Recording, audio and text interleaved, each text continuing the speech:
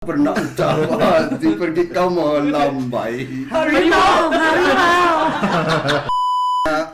Kamu tahu apa lagi nih mitos-mitos tentang Maung atau sejarah-sejarahnya? Misalkan kenapa dikaitkan Maung itu dengan Prabu Siliwangi? Bisa nggak sih diceritain? Maung Bandung. Jadi Kodam Siliwangi. Nah, kan gambar-gambarnya Maung tuh patung-patungnya. iya. Versi Bandung kan pakai mau. Tadi orang terus ngomong. Maung Bandung, cek orang teh Maung Bandung.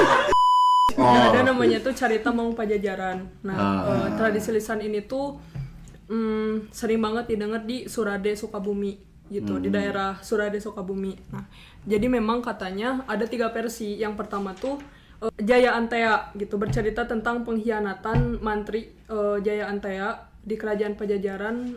Jadi di Jaya Antea ini tuh balas dendam ke Prabu Siliwangi karena kekasihnya direbut. Nah, ketika pengejaran itu akhirnya Jaya Antea Prabu Siliwangi berubah menjadi harimau gitu. Possessive Show. Assalamualaikum warahmatullahi wabarakatuh. Waalaikumsalam warahmatullahi wabarakatuh.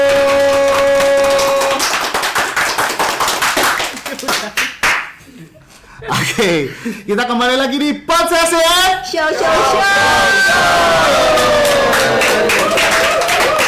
Podcast sejarah inspiratif. Yuhu. Dan kita masih ditemenin sama anak magang, yaitu Safa. Nah, Safa perkenalin dulu dong. Oke, halo semuanya. Mungkin ini pertama kali aku di podcast Possessive ini ya. Perkenalkan, aku Safa Nur Ajija. Safa Nur. Oh sama ya. Wah, ini Fitri Beda ya? Narajija. Sebenarnya di Sama. Kita sekarang berubah jadi jalinan kasih. Dia Safa Nur Aziza, saya Fitri Nur Aziza. Oh, iya. Nah, Ini Roni Nur Aziza. asik. Safa Nur Aziza berasal dari kampus mana? Universitas Pajajaran. Universitas Wih. Pajajaran. Mantap. Unpad semua nih. Unpad semua. Unpad semua. Cas dulu dong. Lihat dulu kita. Iya. UNPAD. UNP. Kampus Anda sama diam. Kampus Anda sederajat sama saya. Aduh. Mantap. Jadi Safa ini dari Unpad. Jurusan Ilmu sejarah. ilmu sejarah. Kalau ilmu sejarah berarti keren ya kalau misalkan ngebahas cara ngebongkar CVT. Wah, tinggalnya. Udah enggak asli baru mulai. Iya. Tahan dulu.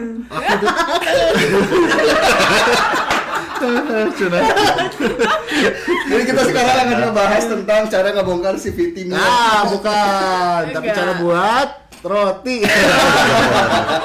Bukan ya? Bukan, Safa. Lepas aja, Safa. Oh iya, lupa. Atau lepas apanya? Maksudnya ketawanya. Oh. Iya, gitu ya. Baik, mantap. Safa kesibukannya apa Safa? Aku sekarang lagi suka naik gunung sih sama skripsian. Sebenarnya sekarang kan udah semester 7. Jadi kayak aku lagi skripsian aja sih. Oke, skripsinya bahas apa? Bahas perkembangan rubrik rahasia dapur di majalah Star Weekly. Apaan sih? Iya, aku bahas Jauh banget resep. generasinya gitu. Iya. Apaan itu teh maksudnya? Ya itu jadi majalah Star Weekly itu kayak ngebahas apa ya, kayak bahas resep aja sih, kayak perkembangan media dalam meliput resep-resep yang ada di Indonesia gitu. Resep masak. Iya, resep masakan. Oh. Iya. Kamu bisa masak? Bisa dikit-dikit lah, masak telur sama mie. Naik gunung nih. Pas naik gunung itu kamu bisa naik tangga. Ya kan pas Roblox asli. Ya kan Roblox. Nama kamu Roblox. Kamu naik gunung udah capek berapa? Gitu, kayak gitu. Kamu nggak main Roblox kan? Enggak. Tuh, jangan Udah tahu. sampai berapa gunung? Ya sama maaf ya, ini jokesnya emang kurang. Gitu. Berapa tangga? Capek. Enggak. Tapi emang ada yang treknya tangga. Gunung Bromo kan tangga. Oh, iya. Ada. Ada. Berarti Makasih ya Safa. Tapi kamu pernah naik gunung apa aja? naik gunung masih yang 1000-an sih sebenarnya. Iya. Ketinggiannya Rin. Lain tiket 1000-an. Oh iya. Oke. Berarti cukup rendah lah ya itu mah ya. Iya, Si Roni juga dia tiap hari sebenarnya tiap minggu dia naik gunung. Betul. Di Tangkuban Roblox. Perahu. Roblox. Coba Tangkuban Perahu deh. Oh. Itu mah sampai parkir. Di atas bisa naik motor nggak usah. iya. Oh iya. Oh belum pernah ya. Maaf. Belum pernah. Oh iya. Belum pernah. Emang Sabar bukan asli Bandung? Bukan asli Bandung aku ya? asli Garut. Oh Garut. Kalau di Tangkuban Perahu tuh nggak usah kamu bawa carrier, nggak usah naik motor itu udah sampai puncak itu. Tapi motornya di carry. Itu mah di puncak udah bisa parkir itu mah, bisa capek-capek. Kalau di Garut berarti ada gunung apa? Coba. Gunung Papandayan. Papandayan, Gunung Gelis. Sagara, Gelis. Gelis, banyak ya. Gelis mah Sumedang. Oh Gelis mah Sumedang. Tampan? Ada ya? Dikawinkan. Oke, menarik nih bahasa. Terakhir kamu naik gunung apa? Terakhir naik Gunung Sangar. Kemarin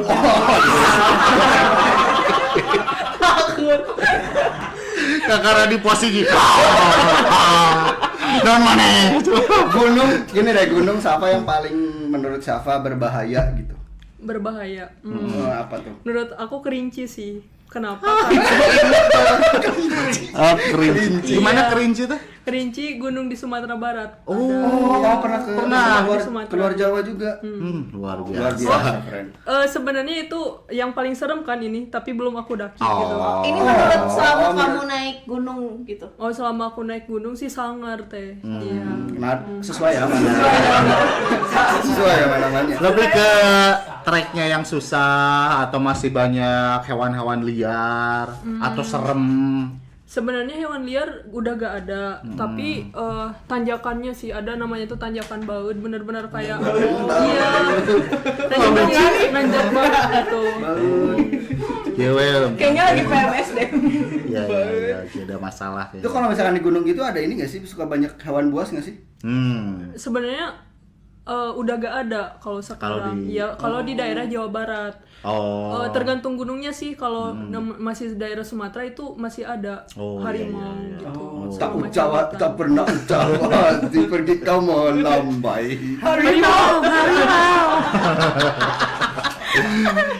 Tapi kalau gunung-gunung di Jawa mah masih aman ya, udah aman ya. Udah aman. Berarti yang di Sumatera tuh memang kan masih banyak juga ya hewan-hewan liarnya. harimaunya. Maung. Nah, Udah ngomongin nggak ada maung. Nah, di Sunda juga nih terkenal juga dengan kata-kata maung. Maung Bandung. Maung Bandung. Nah, terus suka dikaitin dengan Prabu Siliwangi. Betul. Nah, Sama pernah dengar gak Maung Sunda kan ilmu sejarah mungkin belajar kali. atau kita pernah dengar cerita-cerita nenek moyang kita gitu zaman-zaman dulu di halaman daerah-daerah kita tentang maung gitu. Ya banyak sih. Jadi kayak Di Garut lah terutama ya, misalkan ayah gitu. Ini mau cerita mistisnya dulu atau tradisi lisannya dulu nih? Anjay. Mistisnya dulu sih kayaknya menarik. Iya. Jadi aku tuh pernah kan diceritain sama nenek. Dulu tuh karena Garut tuh masih hutan gitu kan. Jadi kayak kita tuh ada satu nenek-nenek yang memang dia bermata pencaharian petani. Jadi dia sering banget ke gunung buat buat bertani gitu kan. Karena memang tahun 1800-an itu juga udah mulai ada pembukaan lahan di sana gitu. Nah, terus tiba-tiba nenek itu tuh lihat ada ini anak harimau. Nah, akhirnya dia ambil lah karena lucu gitu kan. Iya. Jadi ke siapa? si kecil ya. Anaknya kan karena masih anaknya, jadi kayak masih bisa lah ini buat dibikin jinak. Nah, akhirnya nenek itu berencana buat ngurus bayi harimau ini. Nah, diambil lah ke rumahnya. Nah, pas malam tiba-tiba ada yang ngetok, tok gitu. Nah, siapa? Paket.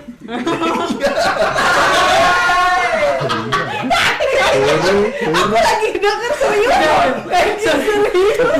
Siapa? Pakai.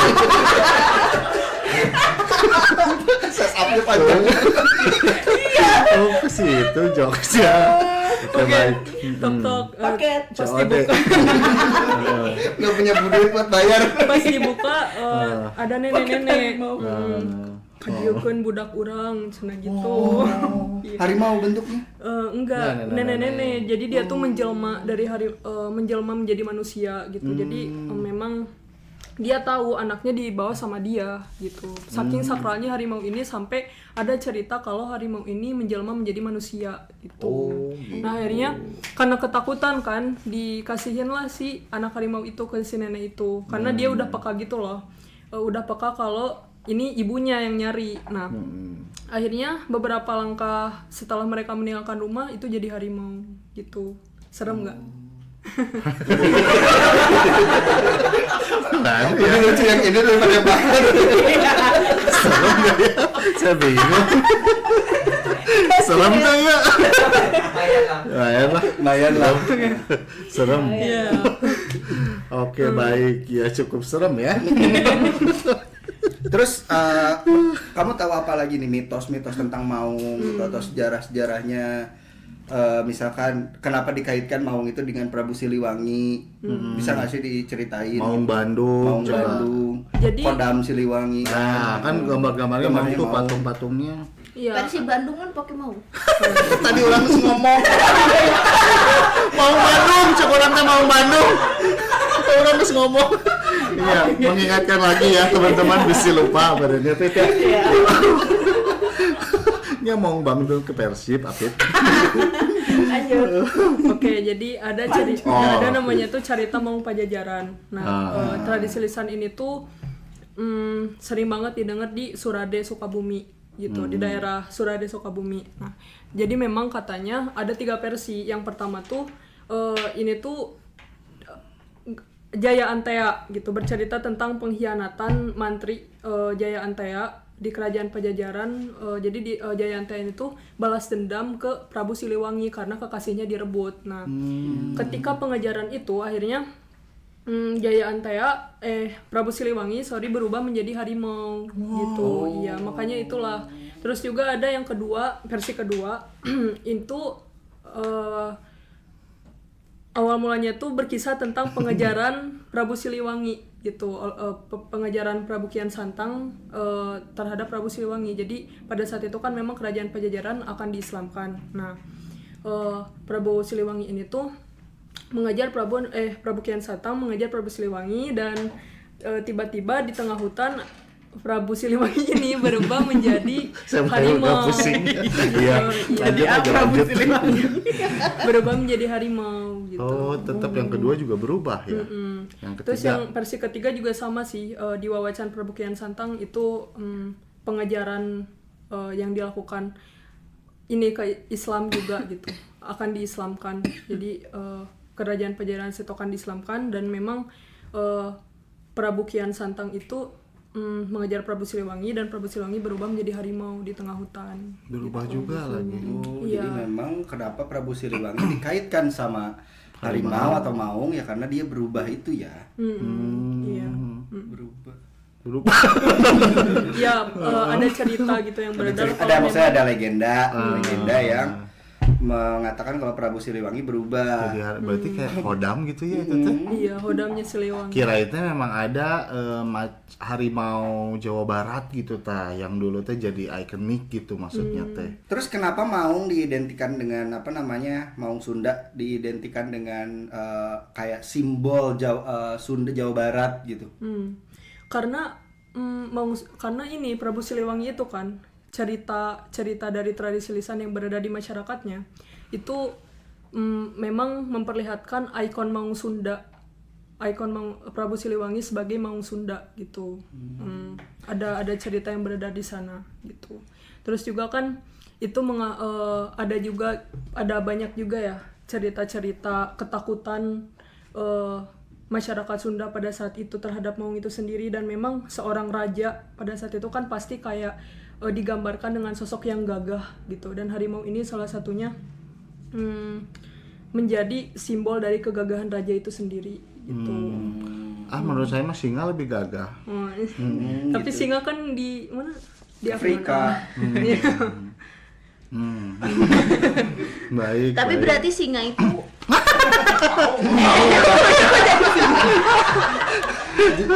Jadi sekarang Kumaha ya? jadi sekarang kita ngebahas lumba-lumba.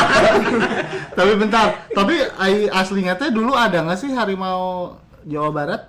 Benerannya ini mah kan itu teh dari tadi teh perubahan gitu ya, dari berubah orang jadi hodam gitu ya. Harimau di Jawa Barat ada tapi hampir punah kan? Ya tapi dulunya ada kan Ada. ya. Iya. Yang dulu cerita suka turun ke pedesaan, bahkan kalau misalkan hutannya udah terganggu, terkikis dia turun ke pedesaan. Iya. Kamu apa? Jangan ketawa mulu nih. Dia keluar kenal sok we. Enggak ya jadi takut. Gini, aku tadi mau nanya tuh berarti kan si mau tuh apa ya kata apa sakral gitu. Sakral. Sakral. Kenapa sih bisa dikatain bisa dibilang tabu? Sakral. Kan sakral maksudnya. Iya. Aing mau. iya. Sia saha. Langsung berubah kayak Wadari. Jadi memang kan mitos manusia harimau ini tuh udah ada di daerah Jawa, Sumatera juga kan. Ada 2 cucu anak kembar Prabu Siliwangi, 2 cucu kembar Prabu Siliwangi. Namanya tuh Bombo Larang sama Bambang Larang sama Bambang Kencana. Beliau Bambang tuh Pamungkas. Iya. Bukan. Nah, dia tuh mereka berdua tuh Lanjut, kayak Sab. mandi di sungai gitu, di sungai yang memang sebenarnya dilarang sama gurunya. Nah, akhirnya mereka karena dilarang sama gurunya kan melawan pantangan, akhirnya mereka berubah menjadi manusia harimau dan mereka berjanji untuk menjaga alam gitu. Gitu. Memang pada saat itu karena pengetahuan manusia juga masih masih dibilang irasional lah ya. Irasional. Pengetahuannya masih berbasis kepada irasional, yaitu pengetahuan yang masih melihat praktik sehari-hari dan menjunjung adat istiadat dan kebudayaan. Jadi mereka masih melihat sesuatu itu, menginterpretasikan sesuatu itu dengan hal yang memang berbau mistika gitu. Jadi itulah kenapa maung itu disebut sakral, selain dari simbolisasi raja dari Prabu Siliwangi juga, terus juga cerita yang beredar di masyarakatnya itu. Berarti kalau untuk sekarang kata maung itu melambangkan apa? Kata maung kalau sekarang sih banyak disematkan di ini ya, klub sepak bola Maung Iya Bandung. sih, lebih gitu. ke vibes-nya aja kali ya. Biar sekarang sangat. mah. Terus Sangat kenapa tadi kan. tentara apa maksudnya kayak Kodam Siliwangi gitu Pakainya ini. pakainya maung gitu, pakai Iya, karena harimau. tadi itu kali Kegagahan ya. Iya, itu benar sih. Terus balik lagi ke ini nih, kan tadi dibilang kalau misalkan si harimau ini nih sakral nih. Banyak gak sih pesugihan-pesugihan yang mengatasnamakan harimau gitu misalkan? Tapi masih ada nggak sih? Masih ada nggak sih gitu? Di zaman Ada. sekarang? Ada. Jadi Ini kamu ya? Goreng-goreng. bentar lagi berubah. Lebih ke beruang sih memang. Beruang goreng. Bukan, ini zebra. Oh, iya, zebra. Oh iya ya. Skip lanjut. Pesugihan. Ya. Enggak, saya mah enggak. Enggak, saya enggak. Alhamdulillah saya mah enggak. Masih punya Allah. Sering ketemu Iya. Lalu zaman sekarang masih ada enggak gitu Iya. tradisi-tradisi itu, apalagi cerita-cerita maung ini nih gitu. Kalau setahu aku ya, memang di hutan-hutan di sana gitu yang masih daerah terpencil lah, itu masih ada namanya itu ngamaung. Jadi ngamaung. Iya, ngamaung. Ngamaung kayak semacam ngamaung. Enggak mau. Enggak mau. Jadi babi. Kalau kan ngorok. Berpodcast. Kalau kan ngorok. Enggak mau. Boleh disebut gak sih daerah mana? Itu rahasia Oh, kayaknya. rahasia nggak boleh ya? Nggak boleh. Tapi kamu tahu? Tahu. Main basik. Nggak boleh sebut. Ya, boleh disebut. Cianjur? Jangan di tempat. Masih daerah Jawa Barat lah. Oh. Nah, Kuningan? Masih kene dong. Masih Kok kene. pancing dah. Lanjut. Nggak mau Ya. itu apa? ya jadi kan memang masyarakat Sunda tuh punya kebiasaan nyari jawaban itu dari mimpi. Namanya itu nyari wangsit gitu kan. Oh, bener itu teh. Nah, kalau misalnya mereka udah mimpi harimau atau ular, berarti mereka tuh sudah merasa kalau itu adalah jawaban dari apa yang mereka pertanyakan gitu. Nah, ngomong itu sendiri itu praktik pesugihan yang memang udah menjadi rahasia umum lah di kalangan masyarakat Sunda, yang mana kalau ada orang yang pengen jadi kuat dan kebal sama apapun, ditambahkan waktu itu tuh masa sebelum kemerdekaan ya, orang-orang tuh dipaksa untuk kuat fisiknya gak sih.